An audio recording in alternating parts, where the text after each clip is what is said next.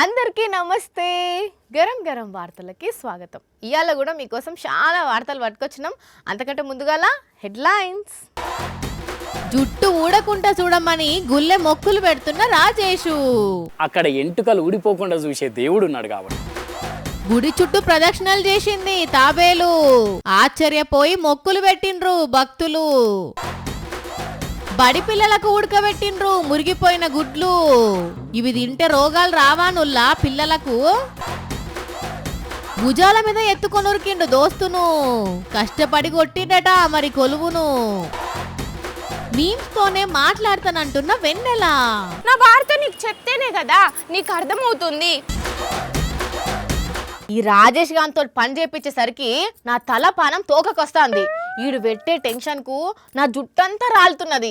యాళ్లకు రాడు వార్త దేడు యాడ ఏ రాచకార్యం మెలగబెడుతున్నాడో మనిషి అసలు. Hey Google, translate this into Japanese. I am Rajesh. I came from India.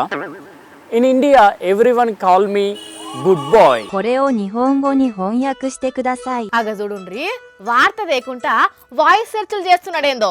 Or వారి హే వాణి హిమాకర దేన్వసుర్యో అంటే నేనే నీకు కాల్ చేద్దాం అనుకుంటున్నా, నువ్వే కనిపించినావు అంటున్నా. ఏం భాష అది? నిహోంగో డెస్. డ్రెస్ కొనిస్తావా? ఎందుకు? డ్రెస్ కొనిచ్చుడు కాదు, ఇది జపాన్ భాష అని జపనీస్ లో చెప్తున్నా.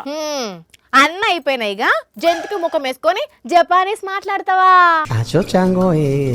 నీ జపానీసు షాపల నీసు నాకెందుకు గాని వార్తేం తెచ్చినావు చెప్పు ముందుగాల. చెప్తా తీగని, నేను జపనీస్ లో కొన్ని పదాలు నేర్చుకున్నా, సరదాగా నీకు అవి చెప్తా. తెలుగులో గెస్ట్ చేసి చూద్దాం. సరే చెప్పు. కొన్నిచ్చువా టొటెమో సుటెకి తీసిని ఏంటిదో చెప్పు. అర్థమైంది. సుట్ కేస్ కొని అందులో టమాటాలు కొనుక్కపోతా. కరెక్టే కదా? కాదులే గాని సరే ఇంకో ట్రై చేయి. వాతాశివా ఇండోకరా హిమాసిత. చెప్తా చూడు. వాత శివ అంటే శివ వాత పెట్టిండు. ఇండోకర అంటే అలా ఇంటామే కర్ర పట్టుకొని హిమాషిత శివను కైమా కింద చితగొట్టింది. అంతే కదా? నీ తలకాయ్. అరే నేను ఇండియా నుంచి వచ్చిన, నా పేరు రాజేష్, మీరు చాలా అందంగా ఉన్నారని చెప్పిన నేను. నువ్వేమో శివవాత పెట్టిండు వాళ్ళు ఇంటామే సీత కొట్టింది అని పడతాంటివి. మరి అట్లనే ఉన్నాయి ఆ పదాలు. నన్నేం చేయమంటావు? అయినా ఇప్పుడు జపనీస్ గోలేంది? ఎందుకంటే నేను జపాన్ పోదాం అనుకుంటున్నా కాబట్టి. నువ్వా? జపానా? ఎందుకు? ఎంటికలు బాగా ఊడుతున్నాయి వాణి. అయితే ఆడికి పోయి అలా ఎంటికలు వీకి అతికించుకుంటావా? ఏసీ కాదు, అక్కడ గుళ్ళో మొక్కులు పెడదామని పోదాం అనుకుంటున్నా. ఏంది జపాన్లో ఉన్న గుళ్ళే మొక్క? అవును, ఎంటికలు ఊసిపోకుండా ఉండాలని మొక్కుకునేదందుకు పోదాం అనుకుంటున్నా. ఎంటికలు ఊడద్దని మొక్కు పెట్టుడేంది? దానికి జపాన్ దాకా పోవుడేంది? ఎందుకంటే అక్కడ ఎంటుకలు ఊడిపోకుండా చూసే దేవుడు ఉన్నాడు కాబట్టి. ఎంటికలు ఊడకుండా చూసే దేవుళ్ళు సపరేట్ ఉంటారా ఏనన్నా? అరే నిజం. జపాన్ అరాషియామా బ్యాంబూ ఫారెస్ట్ లో ఉన్న మికామి శ్రైన్ గుళ్ళో మొక్కులు పెట్టుకుంటే ఎంటికలు అస్సలే ఊడాయట. ఇదెక్కడ చిత్రం రో? మనం గుడికి పోగానే మన ఎంటికలు కొన్ని కత్తిరించి కవర్లేసి మనకే ఇస్తారట. వాటిని జాగ్రత్తగా చేతిలో పట్టుకొని దేవుని ముంగడ పెట్టి మంచిగా దండం పెట్టుకోవాలట. మళ్ళా ఎంటికలు తీసుకుపోయి పూజారికి ఇవ్వాలన్నట. ఏం దేవుడు అసలు అక్కడ ఉన్నది? పుజివారా ఉని మనోసుకే మసయుకే దేవుడు. దేవుని పేరేనా అది? అవును, దేవుడు అంటే ఒక రకంగా గురువు అనుకోరాదు. మసయుకి జపాన్లో మొట్టమొదటి హెయిర్ స్టైలిస్ట్ అట. హెయిర్ స్టైలింగ్ను ఒక వృత్తిలాగా క్రియేట్ చేసి అందరికీ ఇంట్రడ్యూస్ చేసిందే మసయుకి అట అక్కడ. అందుకని 100 ఏళ్ల క్రితమే ఆయనకు గుడి కట్టి అప్పటి నుంచి ఆయనను గురువుగా దేవునిగా కొలుస్తున్నారట అక్కడ వాళ్ళు. అవునా? హెయిర్ స్టైలిస్ట్ అయిదాం అనుకున్న వాళ్ళు అక్కడికి పోయి మొక్కులు పెట్టుకుంటే మస్తు పేరు వెళ్తారట. అదే ఎంటికలు ఊసిపోతున్నాయని బాధపడేటోళ్ళు మొక్కులు పెట్టుకుంటే ఎంటికలు ఊసిపోవటిగా. నిజమా? అరే వేరే దేశాల నుంచి కూడా వచ్చి దర్శనం చేసుకొని పోతుంటారట. అందుకే నేను కూడా పోదామని ప్లాన్ చేసిన. అన్నట్టు నీకు కూడా జుట్టు ఊసిపోయి సవరం పెట్టుకొని కవర్ చేస్తున్నావు కదా, పొంగుముట్టి పెట్టుకున్నాను. నువ్వు కూడా వస్తానంటే రా, మరి కలిసిపోదాం. నాది సౌరమాన్ని ఎక్కిరిస్తావా? చెప్తావు నీ సంగతి. ఏడికి పోయేది? లీవ్ ఎవరిస్తురని నీకు పోయొచ్చేందుకు? ఒకళ్ళు ఇచ్చేదేమున్నది, సిక్ లీవ్లు ఉన్నాయి కదా వాడుకుంటా. సిక్ లీవ్ సిక్ అయితే ఇస్తారు, చికెంటికల కోసం ఇయ్యరు. లీవ్ ఇచ్చేది లేదు, నువ్వు పోయొచ్చేది లేదు గానీ నడివిగా చక్కగా. గుడికి పోయేటో నాపితే పాపం తలుగుతుంది చూడు. పాపం లేదు, పాపడ బిల్ల లేదు గానీ నడు. ఎంటికలు ఊసిపోయి బిట్టు పెట్టుకునేటట్టు గాను ఆ నొసలు కాడ ఎంటికలు ఊసిపోయి ఇంకింత బట్టతల లెక్క కనిపించ. అప్పుడు కానీ అరే అడ్రస్ ఇప్పురా నేను కూడా వస్తా అక్కడికి పోయి మొక్కులు పెట్టుకుంటా అంటావు కానీ చెయ్యి. అన్నేదో అట్లా అన్నా గానీ ప్లాన్ చేసుకొని ఒకసారి పోయి రావాలి. జుట్టంతా ఊడిపోతున్నది. కోడిగుడ్లు తింటే మస్తు బలం. కోడిగుడ్లు తింటే ఆరోగ్యానికి మంచిది. డాక్టర్లు సుత కోడిగుడ్లు తినమనే చెప్తారు. పిల్లలకు, బాలింతలకు, ముసలోళ్ళకు కూడా గుడ్లు పెట్టాలనే చెప్తారు. మరి నిజంగా మంచి కోడిగుడ్లు తింటే మంచి బలమే వస్తుంది, కానీ గీ కోడిగుడ్లు తింటే షిషి సూషన్ రానుల్లా కోడిగుడ్లు ఎంత గబ్బుగున్నాయో. వ్యాక్ చూస్తా అంటే మనకి ఓకారం వస్తున్నది. ఇక పొట్టు తీసేటోళ్ళ పరిస్థితి ఏం కావాలి? ఆ వాసనకు వాళ్ళ ముక్కులు ఎట్లా తట్టుకోవాలి? ఇది పోలవరం జిల్లా దేవీపట్నం మండలంలో ఉన్న ఒక గవర్నమెంట్ బడి. పిల్లగాండ్లకు వండి పెడదామని గుడ్లు ఉడకబెట్టి పొట్టు తీస్తుంటే ఒక్కసారి గబ్బు వాసన వచ్చిందట. అరే ఇప్పటిదాకా మంచిగానే ఉండి ఇప్పుడేంది కంపు కంపు వాసన వస్తుందని చూస్తే అవి మురిగిపోయిన గుడ్లని తెలిసింది. అవిటి మీద మొత్తం మచ్చలే ఉన్నాయి. వెంటనే వారేసి మళ్ళా మంచి గుడ్లు ఉడకబెట్టిర్రు.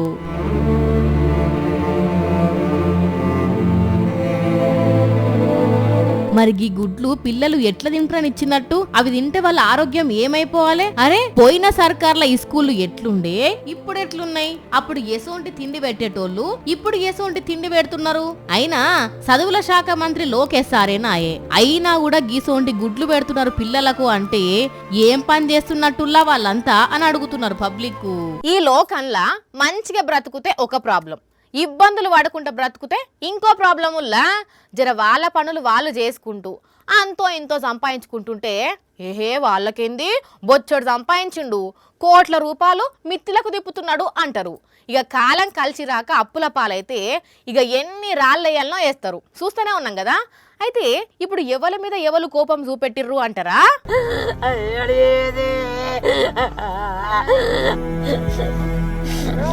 ఏమైంది?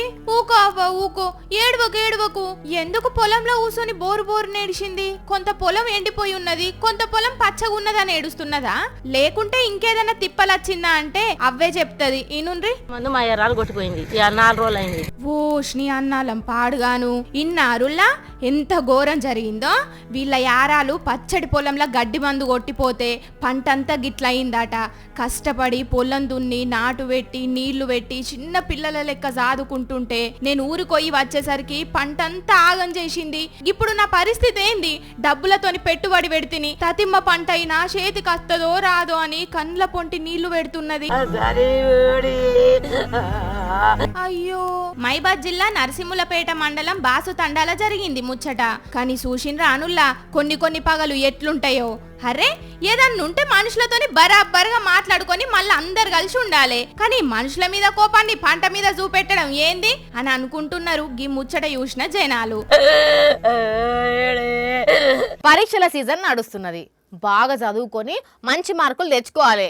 ఎగ్జామ్లో ఫెయిల్ అయితే బతుకు బస్ స్టాండ్ అవుతుంది అని అటు సార్లు ఇటు అవ్వయ్యలు చెప్తూనే ఉంటారు. అయితే అక్కడ ఒక ఆడ ఏమైందో ఎరికేనా? పరీక్షలు రాసి ఇంటికి వచ్చి క్వశ్చన్ పేపర్లో ఉన్న QR కోడ్లో ఏమున్నదో చూద్దామని స్కానింగ్ చేసి షాక్ తిన్నారు. ఎందుకు అని అంటారా? మీరే చూడండి. దేశమంతా CBSE పరీక్షలు అవుతున్నాయి. మొన్న 12వ తరగతి మ్యాథ్స్ పరీక్ష జరిగింది. పిల్లలు పరీక్ష రాసి ఇంటికొచ్చి ఎగ్జామ్ పేపర్ మీద ఉన్న QR కోడ్ను స్కాన్ చేస్తే చక్కగా యూట్యూబ్ ఓపెన్ అయ్యి రిక్ అట్లీస్ అనే సింగర్ పాడిన మ్యూజికల్ వీడియో వస్తున్నది.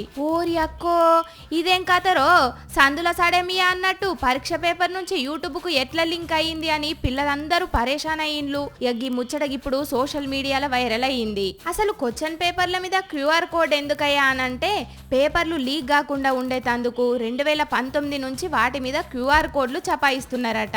మామూలుగా ఫోన్తోని దాన్ని స్కాన్ చేస్తే ఆ క్వశ్చన్ పేపర్ల subject, exam date, question paper bundle number, printing, batch number ఇగో గసొంటి ఇన్ఫర్మేషన్ అవుపడుతుందట. మరి అసొంటి జాగలకి యూట్యూబ్ వీడియోకు సంబంధించిన QR కోడ్ ఎట్లొచ్చింది అని క్వశ్చన్ చేస్తున్నారు పేరెంట్స్. చదివస్తే ఉన్నమతి పోవడంటే గిదే అని కామెంట్లు పెడుతున్నారు నెటిజన్లు. మరి దీని మీద CBSE బోర్డు ఏం చెప్తుందో చూడాలి.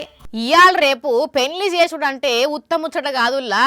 ప్రీ వెడ్డింగ్ షూటింగు, డిజైనర్ డ్రెస్సులు, నగలు, ఏసీ ఫంక్షన్ హాల్లు, డ్యాన్సులు, తీరుతీర్ల వంటలు, కార్లు, అబ్బో మామూలుగా ఉండదు.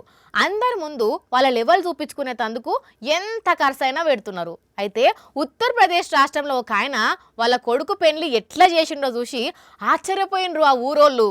ఆ పెళ్లి ఎట్లయిందో మనం కూడా చూసేద్దాం పాండ్రి. అగ చూస్తున్నారా, ఆ పల్లకిల నుంచి తొంగి చూస్తున్నాడు కదా, ఆ గాయనే పెళ్లి కొడుకు. బండి వెనక బండి గట్టి అన్నట్టు చుట్టాలు దోస్తులందరూ ఆ పల్లకి వెనకనే ఎడ్ల బండి మీద ఊరేగింపుగా వస్తున్నారు. ఓర్ని ఇదేం కథరో, పెళ్లి కొడుకు పల్లకిలొచ్చుడేంది, వెనక ఎడ్ల బండ్ల ఊరేగింపు ఏంది అని ఆశ్చర్యపోయినరు తోవంట పోయే పబ్లిక్. ఉత్తరప్రదేశ్ రాష్ట్రం బాగల్పూర్ జిల్లాలో జరిగిన పెళ్లిగిది.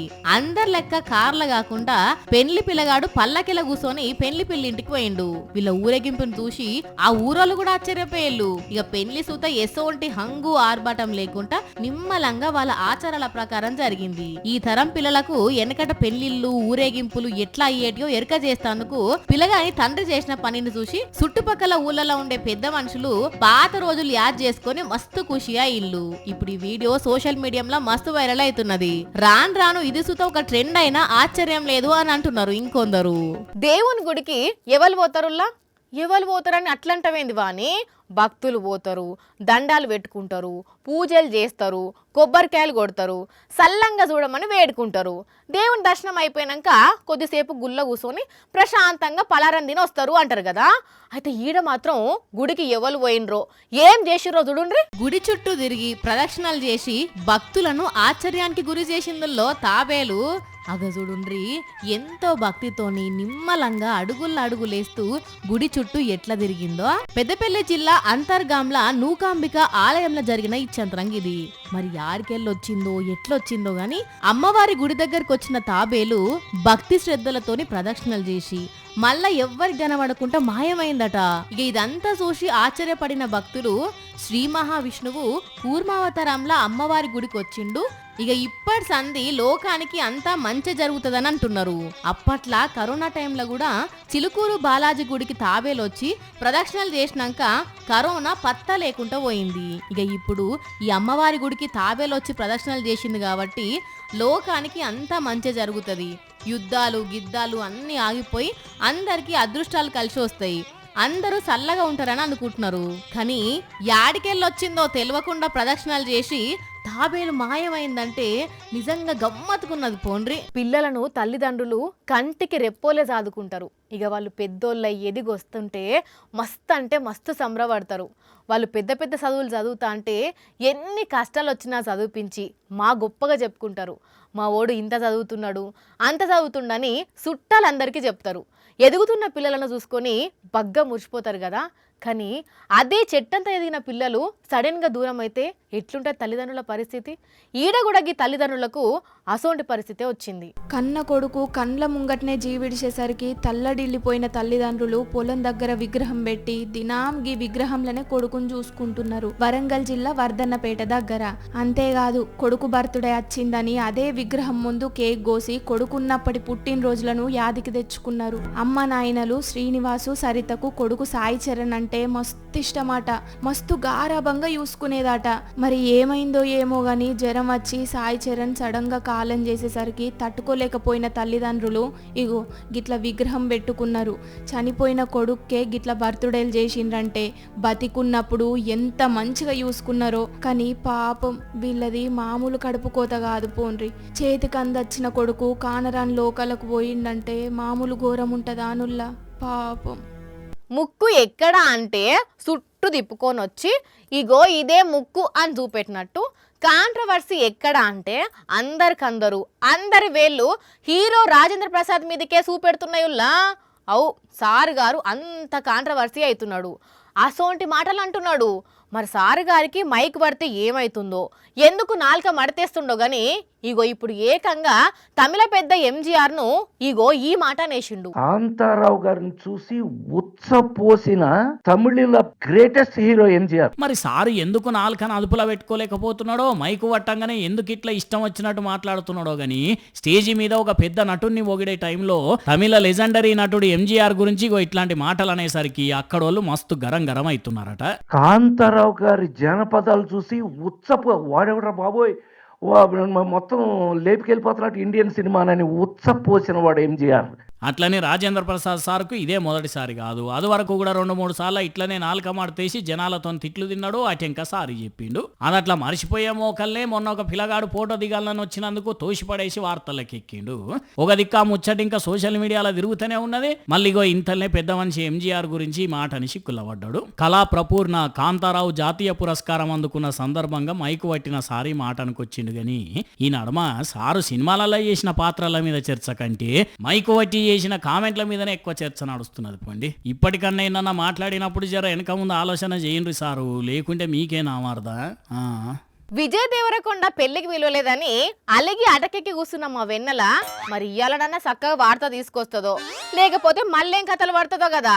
వెన్నెలా, ఓ వెన్నెలా, ఏం చేస్తున్నావు? బంగారం, ఒకటి చెప్పనా? చెట్టుకు నీరు పోస్తేనే కదా పువ్వు విరబూస్తుంది. నా వార్త నీకు చెప్తేనే కదా అర్థమవుతుంది. పోరా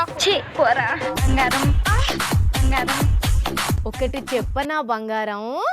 అయ్యయ్యో వద్దమ్మా, ఇప్పుడే వార్త తెచ్చాను, అందరికి చూపిస్తాను గాని సుఖీభవ. ఏమైంది పిల్ల అయ్యాల నీకు? ఏది సూటిగా మాట్లాడతలేవు? పిచ్చి గిట్ల లేచిందా ఎట్లా? తెలియదు, గుర్తులేదు, మర్చిపోయా. అబ్బా వెన్నెలా, మస్తు షేడ్స్ ఉన్నాయి నీ లోపల. మస్తు షేడ్స్ ఉన్నారా నీలా? yes yes yes నువ్వు కూడా లైన్లోకి అత్తున్నావు. అబ్బబ్బబ్బబ్బా, నో డౌట్ ఇంటికి పోయినాక 3 నిమ్మకాయలు తిప్పేయాల్సిందే. హరియా హరియా హరియా. అరే ఏంట్రా ఇది?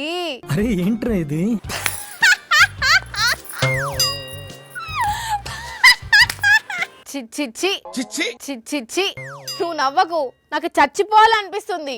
అబ్బా కమల్ హాసన్, నువ్వు కూడా రెచ్చిపోతున్నావు కదా. ఏం పిసగిట్లా లేచిందా లేకపోతే ఆడోగలు మోపైతుర్రా ఇట్లా? ఆ రాజేష్ ఏమో అట్లా సతాయిస్తాడు, నువ్వేమో ఇట్లా సతాయిస్తావు. వార్తలు తెమ్మంటే అర్థమైతలేదా? ఒడియమ్మ బంటే,